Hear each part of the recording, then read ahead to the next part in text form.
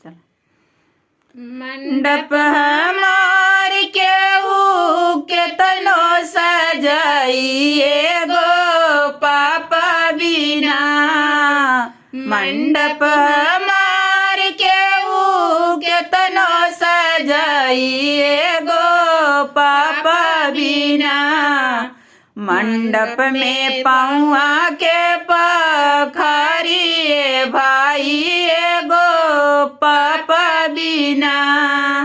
मंडप में पौआ के पखारिए भाई गो पापा बिना।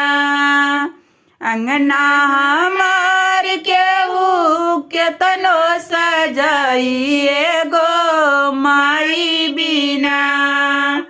अंगना हमार के तनो सजाइए गो माई बिना।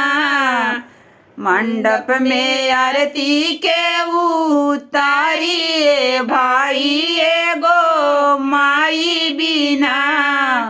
मंडप में परछन के कराइए भाई गो माई बिना। डोलिया हमार के तनो सजाइए गो भाई बिना।